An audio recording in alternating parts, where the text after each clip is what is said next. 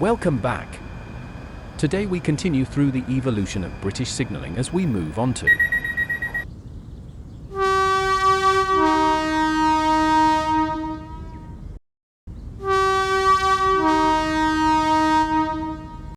By the 1980s, Britain's railways were in a strange spot.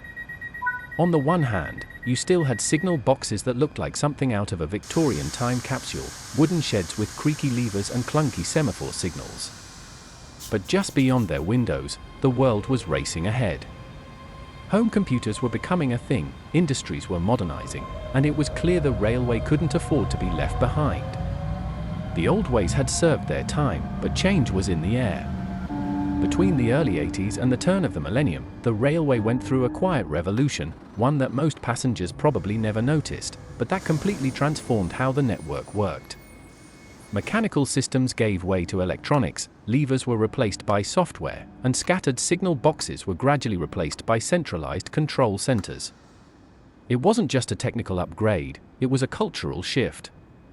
And though much of it happened behind the scenes, it fundamentally changed how trains moved around the country. One of the first big breakthroughs came in the most remote parts of the UK, places like the Scottish Highlands, rural Wales, and other far-flung corners of the network. These areas had long relied on a simple but labor-heavy method to manage single-track routes, the token system. You couldn't enter a stretch of track unless you physically held the token for it, and only one existed per section, meaning no two trains could ever end up nose to nose. It was safe, but slow, and by the 1980s, it was clearly outdated. Enter RETB, Radio Electronic Token Block. This was a game changer. Instead of physically passing a token from signalman to driver, permissions could now be sent by radio and displayed right inside the driver's cab. The control center could issue or cancel tokens instantly, without anyone needing to leave their seat. Whole lines could now be run remotely, from a single location, cutting costs and boosting efficiency. RETB first appeared on the Cambrian line in Wales and then spread to parts of rural Scotland. It wasn't built for high-speed, high-traffic routes, but in quiet areas, it worked beautifully. In many places, it still does. Meanwhile, on the country's main lines, a different kind of upgrade was underway.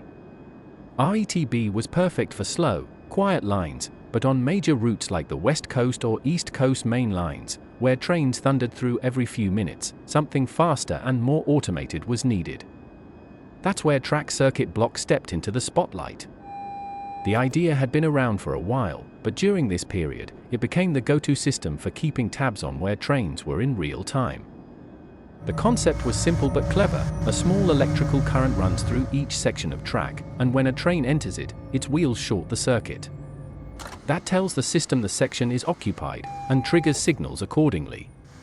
This allowed for a new era of fully automatic color light signaling. No more waiting for a signalman to pull a lever. If the track ahead was clear, the signal turned green. If it was occupied, red. If it was getting a bit crowded, you'd see a yellow warning to slow down. Logical, efficient, and far safer than anything that came before. But tracking trains is only half the battle. You also need to make sure they're not heading for a collision at junctions or crossing paths. Traditionally, this was handled by mechanical or relay-based interlocking systems, big, heavy setups that physically prevented a signalman from setting a conflicting route. They worked, but they were bulky, expensive, and hard to modernize. That's what made the arrival of solid-state interlocking, or SSI, in 1985 such a big deal. It was the world's first computer-based interlocking system, developed by British Rail along with GEC General Signal and Westinghouse. Instead of relay rooms full of humming machinery, you now had microprocessors doing the job. Safety rules were coded into software. Try to set an unsafe route, and the system would simply refuse. The first SSI system was installed at Leamington Spa, and it didn't take long for others to follow. SSI made it easier to update layouts, cheaper to build new installations, and much faster to roll out. More importantly, it laid the groundwork for bringing signaling into the digital age. And that led to the next big leap, the rise of Integrated Electronic Control Centers, or IECCs. Instead of each signal box managing its own little patch of track, control was centralized. One signaller, sitting in front of a screen, could now monitor and direct trains across vast swathes of the country.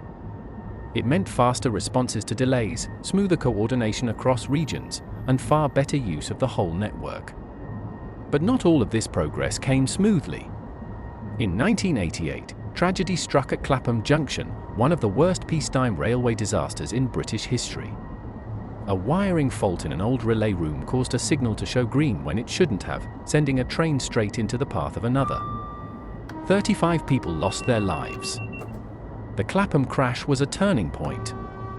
The hidden inquiry that followed exposed serious issues in the way signalling work was being done: poor documentation, rushed jobs, and a lack of proper training.